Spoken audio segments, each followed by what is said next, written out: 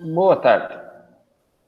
Então, nossa aula síncrona de redes aí, né? A segunda aula, na verdade, a primeira a gente apresentou a disciplina e fizemos alguns acertos e hoje, então, a gente já tem algumas dúvidas aí de alguns alunos que fizeram as atividades e que leram o material, e aí estou disponível aí para que vocês possam questionar quais são as principais dúvidas.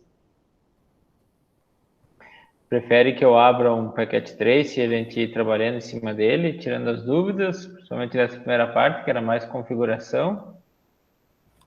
Algum Pode ser, comando professor. específico? Por mim, pode ser. Tá. E aí, Sérgio? Boa tarde. Boa tarde. Vou Boa aos meus tarde, aqui também. boa tarde, Sérgio.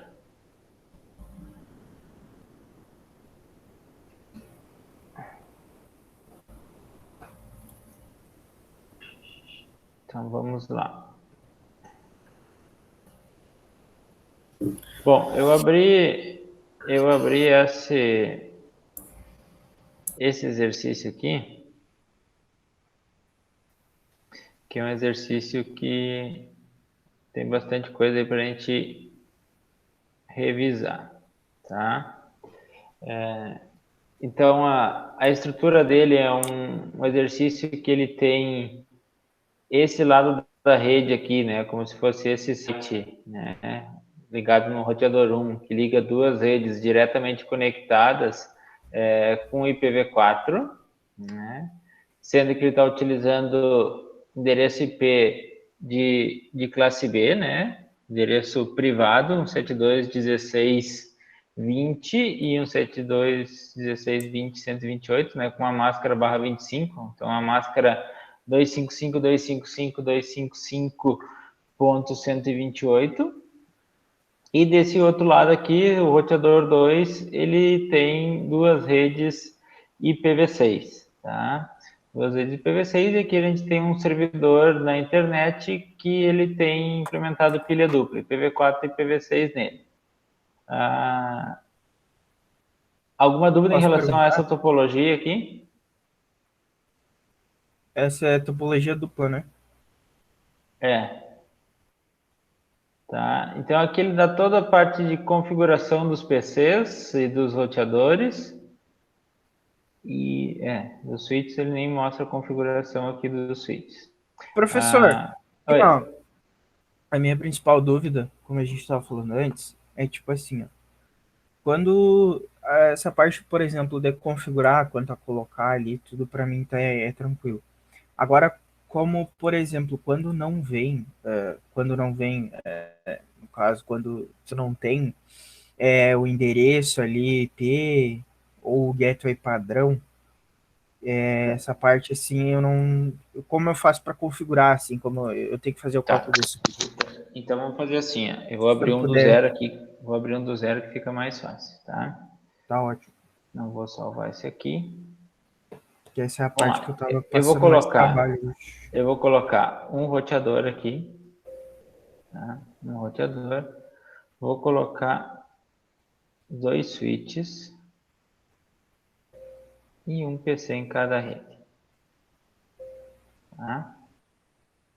E aqui eu vou fazer o cabeamento dele, então.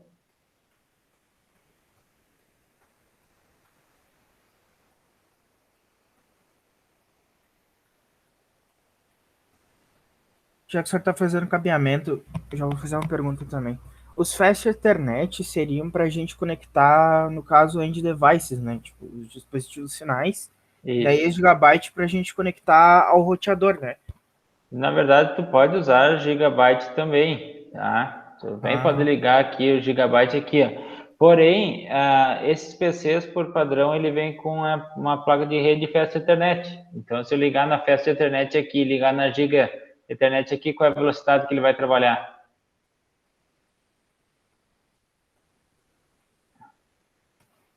ele vai trabalhar no PC, ele vai chegar a Fast Ethernet, porque o PC só tem a placa da Fast. Fast Ethernet. Agora, Ele se não vai essa conseguir. interface do PC fosse gigabit, aí ele ia trabalhar gigabit. Então, não tem necessidade, por exemplo, nesse exemplo aqui, eu trabalhar Fast Ethernet, ligar aqui na gigabit. Eu vou estar praticamente limitando a interface do meu switch. Agora, por exemplo, por que é interessante ligar gigabit Ethernet aqui? Porque isso aqui é o backbone da minha rede. Então, aqui, por exemplo, eu vou colocando vários PCs aqui, ó. O que acontece? Esses PCs aqui... Opa. Não, ficou...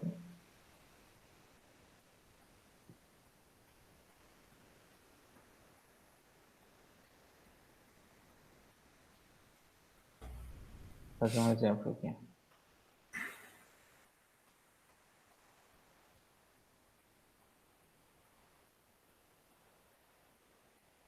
Isso aí é os computadores lá dos laboratórios.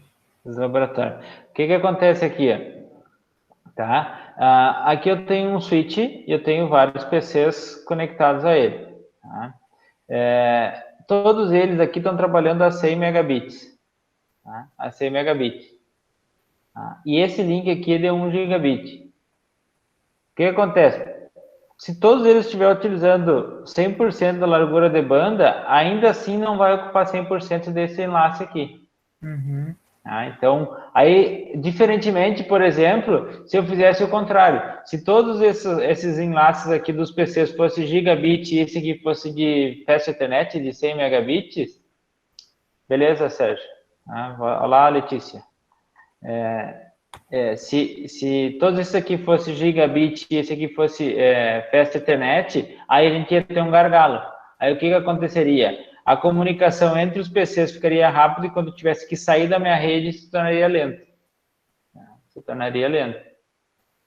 É a mesma coisa quando tu, por exemplo, tu tem na tua rede local, né? A tua rede local, tu está trabalhando a 100 megabits ou está trabalhando a 1 gigabit na tua rede local. E a tua saída para a internet é um link de 1 mega. 1 megabit.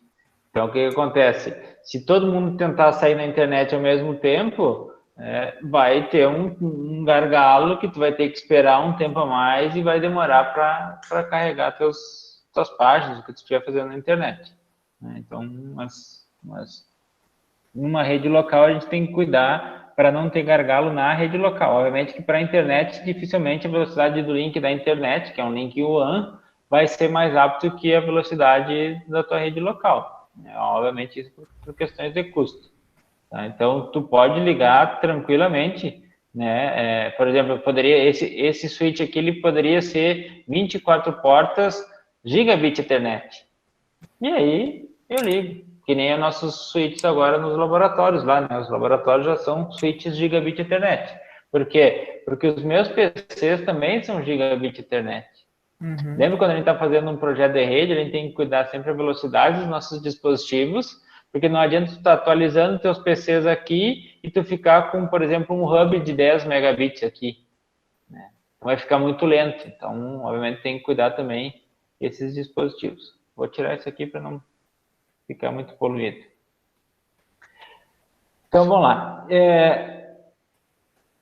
Vou trabalhar com duas redes, tá? Vou colocar aqui, essa rede vai ser 192.168.0.0/24. Tá. E essa outra rede aqui, vou colocar 10.0.0.0/24. Tá? Coloquei duas faixas de IP, endereços privados, tá? Então que eu posso usar dentro da rede local, e não defini endereço IP para nenhum dispositivo, tá, Wellington? O que normalmente a gente usa? Para o meu roteador, por exemplo, qual vai ser o gateway desse PC0 aqui? Não pergunta o endereço IP, pergunta qual o dispositivo que é o gateway dele. O gateway seria 192.168.0.1. Não, eu não defini endereço IP para nenhum dispositivo. Eu quero saber qual é o dispositivo que é o gateway do PC0. Do PC0 É, seria o switch? não, O roteador? o roteador, tá? O Ah, tá. roteador. É de onde vem, então. Essa interface desse lado aqui, tá? Esse Ah, roteador tem duas entendi. interfaces. Então, o IP que tiver nessa interface aqui vai ser o gateway desse PC. Uhum, Tá? E do PC1, a mesma coisa, vai ser o IP que tiver nessa interface desse roteador. entendi. O que que fica mais fácil? Tu lembrar um IP aleatório, por exemplo, 92.168.0.67, ou tu lembrar o 92.168.0.1? Ah, entendi. Por que que a gente coloca normalmente o primeiro ou o último endereço no roteador? Porque a gente vai precisar configurar nos PCs o gateway.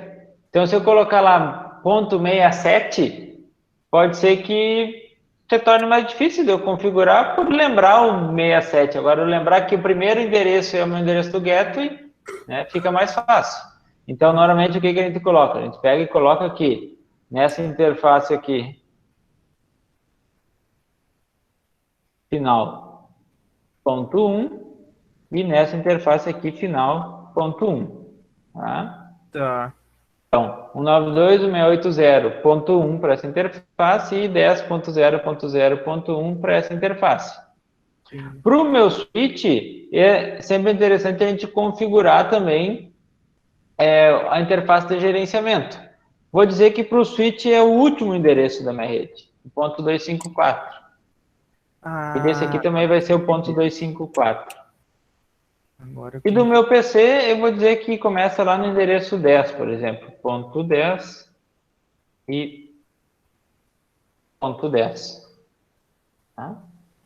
Então, isso eu recebi uma faixa de endereço. E eu estou escolhendo e documentando, né? Estou fazendo a documentação. Isso aqui serviria uma documentação para mim, né? De como está configurada a minha rede.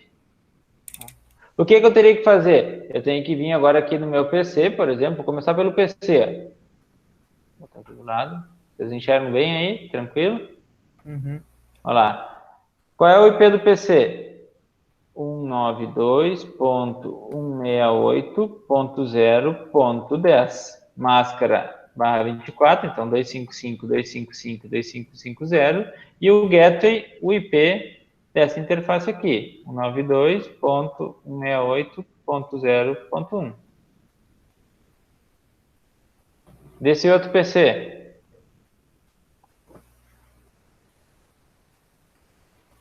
10.0.0.10, 255.255.255.0. E o gateway 10.0.0.0.1. Tá. Vou configurar o switch. Vou deixar por último o roteador. Quieto, entendi. Tá? Enable conft int VLAN 1 IP address. Então, qual é o IP que eu defini? O final 254. Então, 192.168.0.254, 255.255.255.0 no shutdown e vou colocar IP default gateway, o gateway mesmo do PC. No switch daí bota o mesmo do. Ah, tá, entendi. Tá. Entendeu? Todos os dispositivos que tiverem para esse lado da rede, como eu só tenho um roteador, o gateway vai ser sempre o valor dessa interface aqui. Se eu tivesse 15, 30, 50 PCs, todos eles teriam o mesmo gateway que estaria apontando para cá.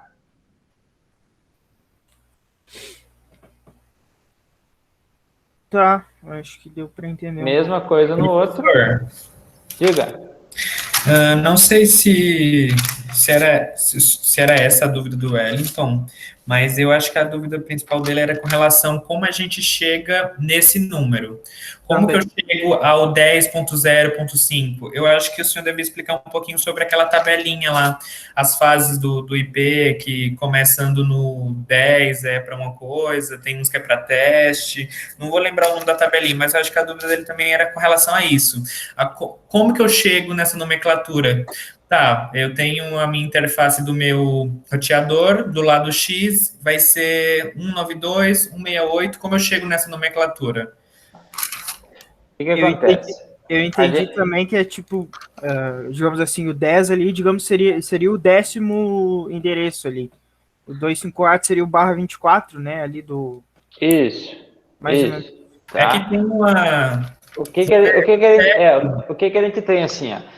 Quando a gente viu lá o endereçamento IP, vocês viram que o endereçamento IP, primeiro, ele foi criado utilizando formato de class full, classe cheia, tá? Que aí foi dividido em classe A, B, C, D e E. Estão lembrados disso? Classe A, B e C são classes endereçáveis, que a gente utiliza para endereçar os nossos dispositivos. A classe D, multicast, e a classe E, ele foi reservado para uso futuro. Isso em IPv4, né? IPv4. Por questões de dimensionamento das redes e falta de endereçamento, eles colocaram a utilização da máscara. Então, tu sempre vai utilizar o IP e a máscara. Aí eles criaram 3 máscaras padrões. Uma para a classe A, uma para a classe B e uma para a classe C. Que da classe A é 255.0.0.0, que é o /8, 255.0.0/0, isso aqui é a mesma coisa que /8. O da classe B, 255.255.0.0, que isso aqui é um /16, e 255.255.255.0, que é um /24. Tá?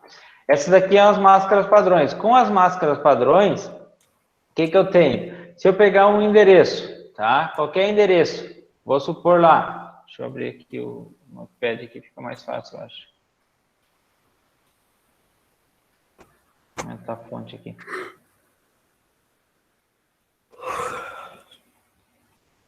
Lá tá bem grande. Por exemplo, vou pegar esse endereço, 192.168.0.0, tá? Esse aqui é o endereço que eu recebi. O endereço, tu sempre vai receber ele do teu provedor, por exemplo, né? Se for um endereço público, que normalmente tu vai usar endereço público em empresas que o pessoal recebe lá para te colocar, teu servidor, tuas coisas, tu vai receber o IP. Teu provedor vai te passar um endereço IP. Na tua rede local, normalmente tu vai optar em endereçamento IPv4, tu tem um endereço privado, por questões de falta de endereço, tá? Em IPv6 tu já não tem essa opção, tá? IPv6 tu vai receber um bloco de endereço IPv6 do teu provedor e em cima desse bloco que tu vai trabalhar. Então tu vai receber já qual é o endereço que tu tem que trabalhar. Agora, qual o endereço que tu vai utilizar em cada dispositivo? Bom, aí é teu critério, tu que vai definir qual a melhor forma. Tu vai deixar reservado para alguns endereços, para algum determinado uso ou não, tá? Então, por exemplo, com essa máscara aqui, ó, com esse endereço 192.168.0.0, se eu usar a máscara 255.255.255.0, tá? Quer dizer o quê? Aonde eu tenho 255, que se a gente transformar isso para binário, é tudo bit 1, tá? Tudo bit 1. Então, quer dizer o quê? Esses 3 primeiros octetos são o que representa a minha rede. Então, todos os dispositivos para estarem na mesma rede, eles vão iniciar com 92.168.0. E esse último octeto aqui, que vai variar de 1 a 254, vai ser para a gente utilizar nos nossos dispositivos. Aí, o que normalmente eu opto, né? Sempre para o meu roteador, para o meu getter, eu uso o primeiro endereço. Tá? Primeiro endereço. Isso é o padrão. Por quê? Porque eu vou acessar esse cara aqui mais frequente, então eu prefiro usar o primeiro endereço. Tem gente que usa o último endereço, eu prefiro sempre trabalhar com o primeiro. Tá? Para o switch, normalmente eu já coloco o segundo, ou coloco o último também, não. Né? Mas é interessante porque normalmente na tua rede tu vai ter mais de um switch, né? Então tu vai ter que ter esse mapeamento, vai ter que ter essa documentação para dizer, esse switch 1 tem IP tal, switch 2 tem IP tal, e assim por diante. Tá?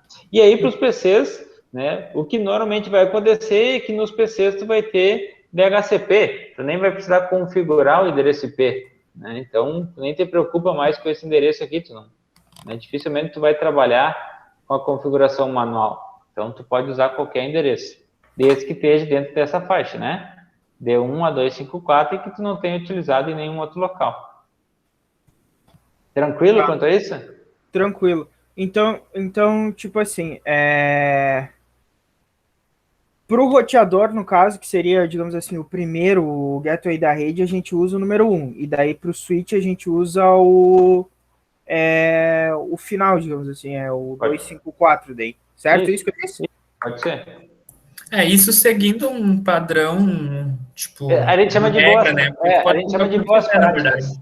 Isso, boas práticas. Boas práticas. É a mesma coisa em programação. Em programação vocês não fazem como é que a gente chama? A tabulação, né? Quando vocês criam um if, por exemplo, vocês não colocam logo abaixo do if, vocês dão um tab, dão um espaço para identificar que aquele conjunto de comandos está dentro daquele bloco do if ou do while, ou de qualquer outro laço de repetição, né? É obrigatório fazer isso? Não, é uma boa prática para ficar mais fácil a leitura do código, entendeu? Eu, por exemplo, ia no Google, eu ia falar, Google, me dá um número aleatório aí de 1 a 254, que ele me deu, é nóis. Seria bom se tivesse um programinha que fizesse isso, tu bota o número lá e ele te dá umas opções. Tem, quer ver?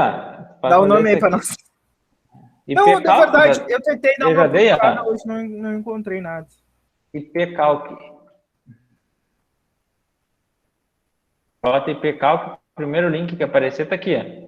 Então, tu tem lá, eu tenho o IP, vamos supor lá, 10.0.0.0, a máscara barra 24, bora calcular, ele vai te dizer, olha, o teu endereço de rede é esse, o teu endereço de broadcast é esse. O primeiro host que tu pode trabalhar é 10.0.0.1 e o último host é 10.0.0.254. Isso é legal para estudar. Não. E aí tu coloca qualquer coisa. Ele aparece até os bits, ele aparece o endereço em bit, ele é legal. Sim, também, ele faz todo, já te mostra qual é a classe, é classe A. Legal, sim. É um endereço privado. Se eu pegar, por exemplo, vou pegar aqui, 200.132.17.4. Um barra 27 aqui. Lá, ele é um de classe C, ele já não mostra que é privado, então quer dizer o quê? Se não é privado, ele é público, né? E aí, o que eu tenho? Eu coloquei um barra 27, né? Barra 27, ele já diz que a máscara barra 27 é 255, 255, 255, 224. Meu primeiro endereço é esse, meu último endereço que eu posso utilizar é esse. Quantos hosts eu posso ter por rede? 30. Então, tipo assim, a partir do momento que ele for barra 25, por exemplo, daí ele já deixa de ser um endereço privado, ele se torna um endereço público, certo? Não. A máscara não é a máscara que define se é público ou privado. O que define é uma regra, uma RFC que diz endereço privado, faixa 10.0.0.0 a 10.255.255.255.255. 172.16.0.0 a... Isso, tá no curso NetAcad. 172.31.255.255 e 192.168.00 a 192.168.255.255. Tu pode conferir isso no teu celular agora, Wellington. Se tu acessar ali o teu Wi-Fi, tu vai ver que o teu endereço lá que está conectado ao gateway padrão, ele é um privado. Uhum. Olha lá, tá? Isso aqui, ó, são as 3 faixas de endereço privado que a gente pode utilizar em redes locais. Esses endereços aqui, eles não são roteáveis na internet. Para a gente poder acessar a internet, ele usa o NAT. Por isso que tu no teu roteador... Sim, Nath. Vocês não vão enxergar aí, eu acho. Vai ficar ruim. pconfig/. Lá. Olha lá. O meu IP é 192.168.0.111. Tá? O meu get é 192.168.0.1. O que acontece? Tracert www.google.com. Essa aula vai ser bem útil depois. Olha lá. Saí no meu roteador.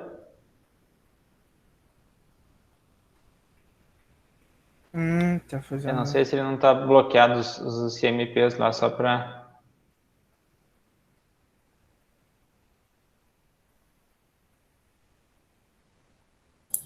Professor, aproveitando também, não é a gente que configura o nosso endereço de loopback, né? Ou é a gente? Não, o endereço de loopback também ele faz parte de uma RFC, que todo endereço de loopback ele responde por ping localhost. Opa, errei o localhost. Ping localhost. Ele vai responder com IPv6 é 2.2.1 e com IPv4 é 127.0.0.1. Tá? É uma regra, é uma RFC, uma Request for Comment, que diz, né? Ele é um dos endereços especiais. Toda a faixa, na verdade, nem é só o 127.0.0.1.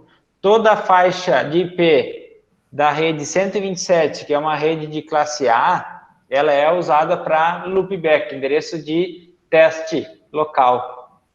Para te testar tua pilha TCP/IP na tua rede local. Tá? Então, tu usa, aí ele responde por padrão 127.0.0.1 e IPv6 2.2.1. Tá? São os endereços de loopback. Valeu, professor. Tranquilo? Tranquilo.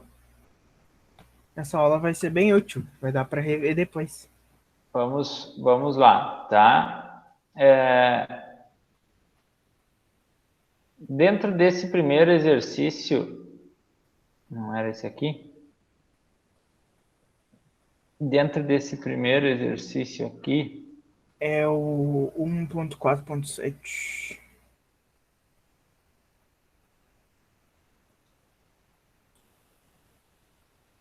Se não me engano, não tinha dúvida nenhuma em relação a ele, porque era só configurar as interfaces e usar aquelas senhas ali que ele indicava, né?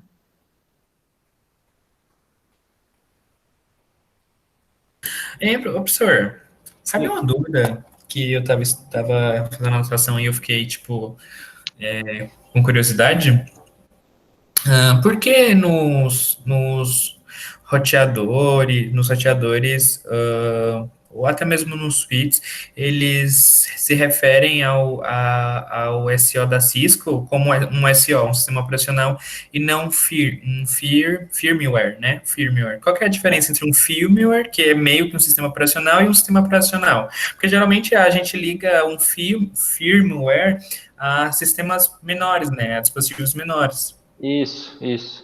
É porque realmente o sistema operacional que vai dentro do switch do roteador, ele é bem complexo. Né? Ele é bem complexo. Quando vocês estudaram o sistema operacional, provavelmente vocês devem ter escutado os diversos tipos de sistemas operacionais. Né? Daí tinha sistema operacional para cliente, sistema operacional para servidor, né? E sistema operacionais de rede. Né? E aí eu digo assim, ó, quando tu tem um sistema operacional, por exemplo, de um cliente, vamos pegar lá, Windows 10 Home, né? Windows 10 Home, é uma versão do Windows, bem limitado, que ele não te deixa, eu acho que abrir mais do que 3 aplicativos ao mesmo tempo, acho que o Home, ou não lembro como é a versão dele lá, né? Ele já não te deixa abrir mais de 3 programas ao mesmo tempo, por exemplo. Tu tem alguns comandos em rede que não vai funcionar, tu não vai conseguir colocar ele num domínio, ele vai funcionar só no formato de grupo e não de domínio, então tu não tem um controle para trabalhar, por exemplo, vou comprar um computador para me colocar na minha empresa que tem um domínio, que eu vou configurar o usuário de forma centralizada, e aí eu compro o Windows Home Edition. O Home Edition é uma versão para usuário doméstico, não é um usuário empresarial. Então, ele tem algumas limitações em relação à funcionalidade nele. Mesma coisa, um sistema operacional da Cisco, né, o iOS, né, o Internet Work Operation System, sistema operacional de interconexão de rede. Né? O que ele vem? Ele vem com as funcionalidades já programadas para ter um rendimento, um desempenho maior nesse dispositivo. O que o pessoal fazia antigamente? Tu via muito isso, porque os roteadores eles eram muito caros. Tu comprar o dispositivo ou roteador Cisco, por exemplo, ou de qualquer outra marca, ele era muito caro. O que o pessoal fazia? Pegava um computador, um PC comunzinho, botava um Linux, por ser um sistema mais robusto e que dava menos erro, colocava 2 ou 3 placas de rede e configurava ele para ele trabalhar como um roteador. O que ele fazia? Ele recebia o fluxo de dados numa interface, ele tinha sua tabela de rota e através daquela tabela de rota ele definia qual era o melhor caminho para encaminhar aquele pacote. Funciona como um roteador, tranquilamente. Tá? Só que o que acontecia? Quando tu tinha muita demanda de fluxo de dados, o computador ele não trabalhava tão bem como o roteador, porque ele tinha um software exclusivo, né, para fazer aquilo, né, funções específicas para fazer aquilo. Quando tu coloca um sistema operacional, por exemplo, o que normalmente a gente acontece, né? Por exemplo, mesma coisa quando vocês criam um servidor de jogo, né? A máquina de vocês, ela não é exclusivamente para o jogo, então ela faz outras funções e acaba que muitas vezes o desempenho do jogo não fica aceitável para aquilo que vocês estavam pensando, né? Por exemplo, se vocês estão, eu vou deixar enquanto eu estou estudando aqui, eu vou deixar o meu PC aqui rodando um servidorzinho de jogo enquanto vocês ficam jogando. E aí vocês abrem um NetBeans da vida lá e começam a desenvolver no NetBeans. Será que os caras que estão jogando através do seu servidor vai estar bom o desempenho? O NetBeans come memória, né? Só que vocês abrirem o NetBeans lá, ele já vai quase a 100% de memória lá e de CPU. Pior ainda se tu tiver umas 4 abas do Chrome aberta, aí lascou tudo. Né? Então é isso aí, tá? É isso aí. Por isso que eu abandonei o NetBeans faz anos. Não, dei o NetBeans de exemplo porque foi uma coisa que eu acho que eu ainda vi na minha faculdade, NetBeans. Né? Aí eu abandonei. Depois que eu conheci a JetBrains, que é uma empresa de tecnologia, eu virei consumista deles. São boas. Eu acho que nesse exercício aqui vocês não tem muitas dúvidas, né? Não, eu fiz bem tranquilo. Nesse outro aqui, que é o do SSH, que surgiu algumas dúvidas, principalmente porque o exercício está traduzido e a pontuação ele não foi traduzido. Então, no usuário, quando vocês colocam o usuário administrador, ele não pontua e fica no máximo em 80%. Acho que foi o erro do Wellington e foi o erro do Sérgio. Né? Os dois me mandaram que estavam com esse problema, mas vocês faziam o teste para conectar por SSH, ele conectava. Então, quer dizer, a atividade ela estava certa, porém a pontuação não estava correta. Tá? Porque essa atividade é bem simples, é só para a gente configurar o acesso remoto por SSH nesse switch. Então, ele dá aqui o IP do PC e do switch, com a sua máscara, e a gente tem que configurar. Obviamente, ele pede para a gente proteger isso, né, para fazer. Vamos colocar o IP aqui. Ele já está com o IP. E eu acho que o switch também já deve estar.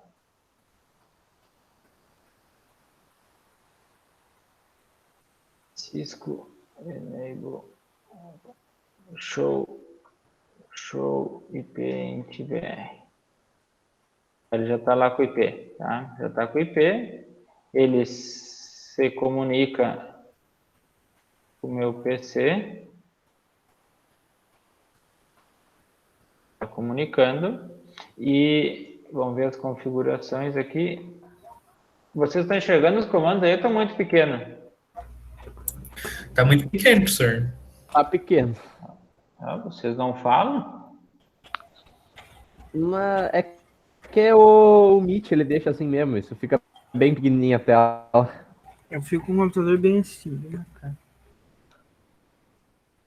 Eu já sou cego naturalmente, pequenininho assim, então vejo nada. Aqui tá de boa. Mas é porque eu era cego, agora eu tô com óculos e... Showroom, então, ó, ele tem... O que nós temos aqui? Ó? Ele tem configurado um acesso por telnet. Tá? Por que eu digo que o acesso está configurado por telnet? Ó? Notem que o VTY, ele está com uma senha, que a senha é Cisco, e ele está exigindo login. Tá? Então, se eu pegar o meu PC, aqui, e eu vir no prompt de comando e digitar telnet 10.10.10.2, eu consigo acessar o switch. Tá? Isso aqui é por telnet. Tá? Todo o tráfego que eu transmiti, inclusive essa senha que eu transmiti aqui, ela vai aparecer em texto puro. Se eu capturasse esses pacotes, a gente conseguiria rastrear. Tá? Então, não é recomendável a gente usar telnet. O recomendado é utilizar SSH. Tá? Para isso, ele pede para a gente configurar aqui, configurar um domínio e configurar um usuário, tá? Um usuário. Então, eu vou fazer isso aqui, rapidamente lá, tá? Conft IP domain name netacad.pka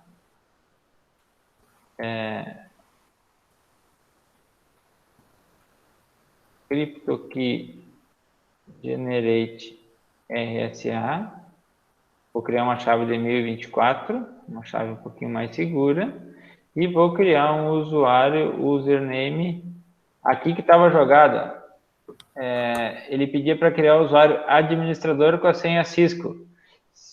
Notem, está em 40%. Se eu colocar administrador, secret Cisco, ele criou o usuário, mas mesmo assim ele não pontuou. Tá?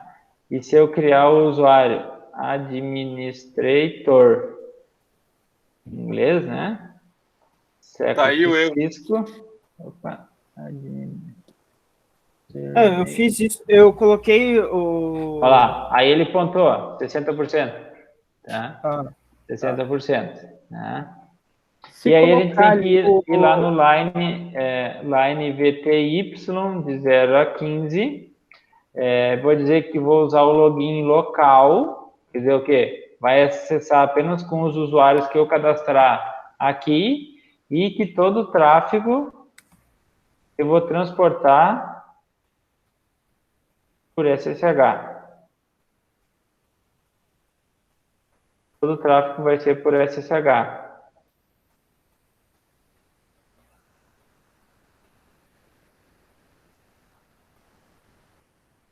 Lá, então, login local, transporte por SSH. Vou ir lá no meu PC. Se eu tentar dar o comando por telnet, olha lá, o que ele disse? Que a conexão com esse host está fechada. Agora, se eu usar SSH-L administrador 10.10.10.2, ele vai me pedir a senha Cisco. Aí eu entrei por SSH. Ó, administrador e o administrator também vai funcionar porque eu criei esses dois usuários. Nessas atividades aqui, não tem essa preocupação da pontuação, tá? E por exemplo, se vocês... porque a ideia era configurar o SSH para ver se funcionou. Ah, funcionou, beleza? Fiz tudo certo. ficou com 74, né? Provavelmente, ou eu troquei a senha, não coloquei a senha bem como tá, ou o NetAcad eu coloquei em maiúsculo, pode ser qualquer coisinha, entendeu? Aí eu vou verificar isso para vocês, para ver, opa, o que será que deu de errado? Daí, porque nem eu peguei lá o exercício vou abrir aqui, ó. Vou abrir aqui o do Wellington aqui, ó. Vou pegar o do Wellington, professor, pra quê? exercício 2 aqui, ó. O do SSH, acho que esse aqui. Não, vou pegar só para mostrar para o pessoal.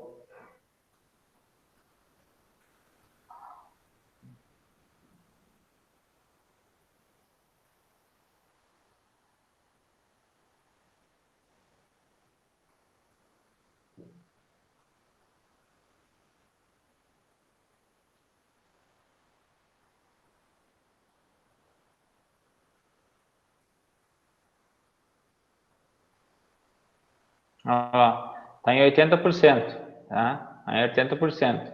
Então, vou entrar aqui.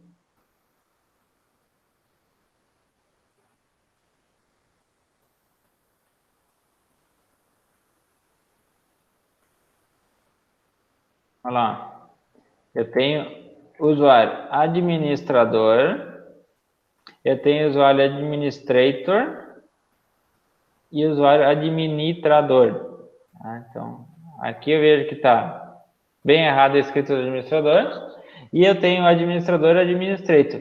Porém, por que ele não pontuou 100%? Porque um comando tu deu username administrador secret, então ele pegou o usuário em português, aí não pontuou, e o outro tu deu username administrator, só que aí tu vê se tu vai colocar secret, tu colocou password. Aí tu criou uma senha sem ser secreta. E aí por isso que ele não, Entendi. não pontuou. Aí o que que eu fiz? Ó? O que que eu fiz? Ó? Bom, eu coloquei no username administrador, no username administrator. Daí tem que ser secret. E como é que era o outro lá? Administrador. É isso. Do showroom. Ficou sem nenhum usuário, tá? Ficou sem nenhum usuário. Aí eu criei, ó, username administrator secret Cisco. E tecladinho. Lá, aí ficou 100%. Ficou 100%. Foi só isso, entendeu? Mas é questão que rapidamente eu abro ali e consigo visualizar o erro de vocês. Bom, fazendo esses dois exercícios que eu fiz agora ali, das configurações de IP do acesso SSH e IPv4 e IPv6. Do IPv6 tem alguma dúvida? Quando vocês vão configurar IPv6 aqui, por exemplo, no PC3. Né?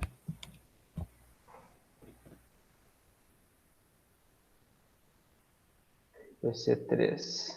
Lá.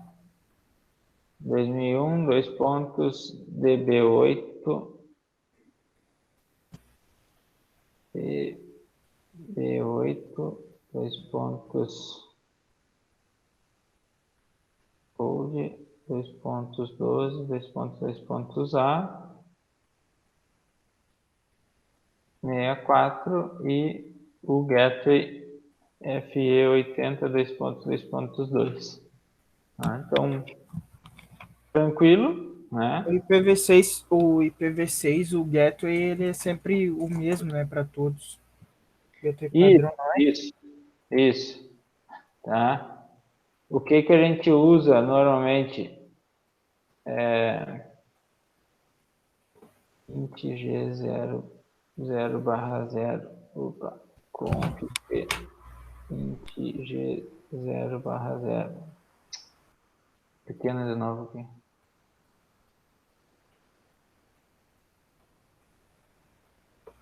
Esse é um lado é IPv6, o outro lado é IPv4. Isso. Então, sempre lembrar aqui no IPv6, a gente configura, né, IPv6 ADD, e aí o IP 2001, 2 pontos, PV8, 2 pontos, code, 2.12, 2.2.1, barra 64, e tu dá também o comando IPv6 ADD FE80 2.2.2, né, que é o e link local, que vai ser o que vai servir de gateway, né? Sempre lembrar disso aqui. E sempre lembrar, por garantia, sempre dá o comando IPv6 unicast-host para ativar o roteamento IPv6, tá? Porque pode ser que ele não esteja ativo por padrão, então, por garantia, tu dá esse comando. Né?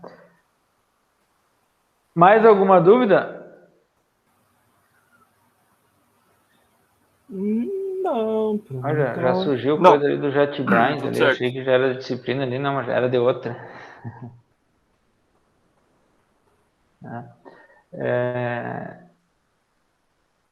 Bom, a Lana tinha bastante dúvida, mas eu acho que ela não entrou, né, na aula, não chegou a conectar. Depois ela assiste aí qualquer coisa e me cuide. Tá? O que vocês têm que cuidar, tá, pessoal? Eu vi ali pelo menos erro de alguns alunos que estavam com alguma dificuldade, estavam me mandando alguns prints, tá? Errando o comando, errando o nome de comando, errando aonde colocar esses comandos. Tá? Usem o ponto de interrogação para ver os comandos, usem o tab, né? Conf, dá o tab, ele completa para vocês, né? Por exemplo, lá, service, eu não sei o que vai depois de service. Bom, tem o ponto de interrogação, tem todas essas opções, o que eu quero? Eu quero criptografia de senha, é só colocar o P, dar o tab, ele preenche, né? Mesma coisa do banner, banner o quê? Não sei, banner login, banner MOTD, não, quero banner MOTD.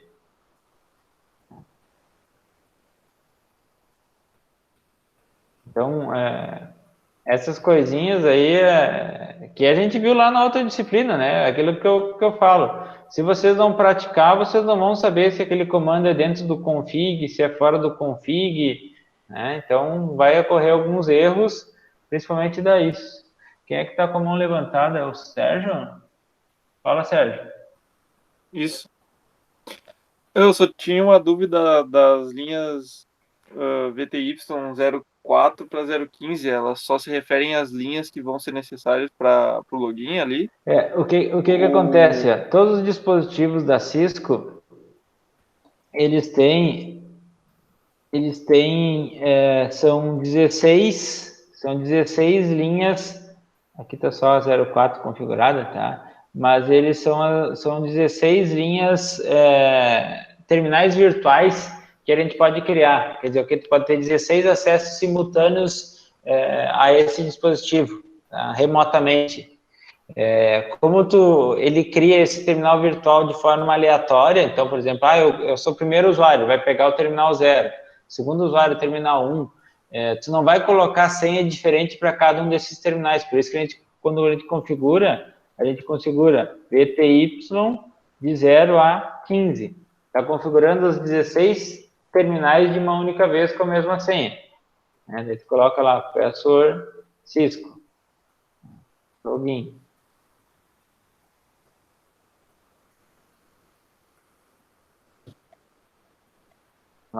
Ele configurou, né? E aí ele divide, não sei porquê, nunca foi uma curiosidade, ele divide de 0 a 4 e de 5 a 15, não sei por que ele faz essa divisão, nunca tive a curiosidade de saber, mas não tem diferença nenhuma, tá? Beleza, então. Beleza? O Augusto estava com a mão levantada, baixou, era a mesma dúvida, mais alguma coisa? Não? Pessoal, o que a gente tem agora aí que vocês devem fazer, tá? O que vocês devem fazer? Vou mostrar aqui como o perfil de vocês para ficar até mais fácil, tá? Essas duas atividades aqui, elas não eram obrigatórias, tá? Não eram obrigatórias, mas era recomendável que você fizesse até para surgir as dúvidas e vocês poder tirar, né? Isso aqui, quem não me mandar isso aqui, não tem problema nenhum, não vai perder nota, tá? Mas também depois, se quiser um choro na nota, sabe como é que é, né? Eu vou olhar ver se fez atividade. Bacana. Essa aqui, ainda tem tempo, ó, tá até o dia 30/4. Essa aqui já é uma atividade avaliativa que ela vale 2 pontos. Tá? Ela já está aberta desde o dia 12 e vai até o dia 30. Tá? Acredito vocês não vão ter dúvida nenhuma, porém aqui nessa atividade vocês vão ter que adicionar os equipamentos, tá? Ele não vai vir a topologia pronta, vocês vão ter que ir adicionando os equipamentos e configurar ele desde o zero. Tá? Fazer a parte de cabeamento e coisa, então ele dá um pouquinho mais de trabalho aí, e vocês são acostumados só a abrir o arquivo, tá a topologia pronta, só clique e vai configurando. Esse aqui vocês vão ter que adicionar os dispositivos, tá? Então, só cuidem mas isso. não é tanto trabalho. Não. Dá 2 minutos a mais a configuração só. Não é tá? tanto. E aí depois, tá? Para a semana que vem, eu vou estar à disposição ainda dessas dúvidas aqui, mas também a gente já pode hoje já entra, na verdade, esse conteúdo de VLANs, que é uma outra parte de redes, já um pouquinho mais avançado, que hoje em dia, toda a parte de empresa, o pessoal está fazendo essa utilização de VLANs para te ter um pouco mais de segurança e melhorar o teu desempenho na tua rede. Então, por exemplo, lá no IF vocês vão ver, tem diversas VLANs, tu tem as VLANs de voz, porque tu tem VoIP dentro da rede, né? E daí tu usa a VLAN para fazer isso, né? Então eu mostrei aqui tem os slides bem completos, que vocês vão fazer a leitura, coloquei um vídeo de configuração de VLANs, que é tranquilo tu configurar as VLANs, e aí depois aqui tem 2 exercícios também para vocês praticarem, tá? Também para praticarem. E aí depois, tá? Vocês também já podem fazer a parte de roteamento entre VLANs, que é para que essas VLANs possam se comunicar. Por exemplo, eu sou da VLAN estudantes e eu tenho a VLAN de professores. Será que eles podem se comunicar ou não? Então, como fazer essa comunicação entre VLANs? Né? Então, também tem isso aqui, botei vídeo, botei exercício, e aí vai ter essa atividade de VLANs para vocês fazerem, que vai valer 3 pontos, tá? E não está ativo para vocês aqui, não botei aqui, vou ativar aqui.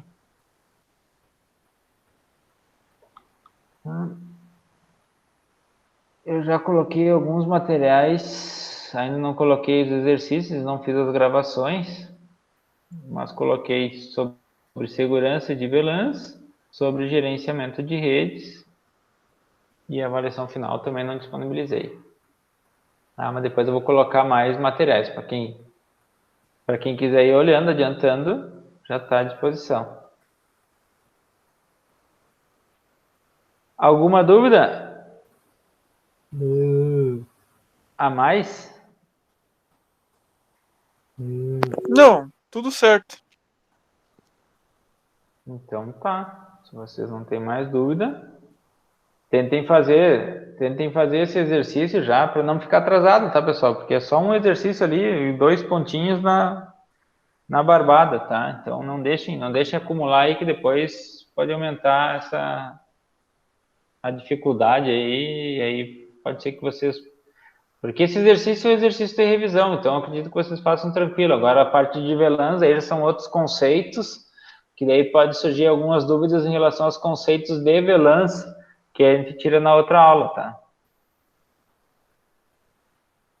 Tá bom. Outros 500, né, André? Eu mando e-mail para o senhor daí, qualquer dúvida.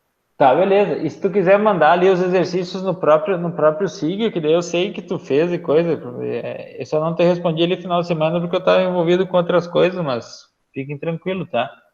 Que nem no outro dia eu respondi às 5 da manhã, mas Não, eu mandei para daí já segunda já receber de primeira, entendeu? Tá bem. Eu faço assim às vezes também. Se mandar no fim de semana. É. Então Capaz, tá. eu sei, final de semana é descanso, capaz. Tá, eu vou parar a aula e vou subir depois no YouTube lá e disponibilizo o link lá no Siga, lá junto com as outras aulas, tá? Tá Para bom, vocês obrigado. reverem aí qualquer coisa. Beleza. E fico no aguardo dos exercícios aí, pessoal. Ótima semana para vocês. O professor também. Valeu, professor. Até.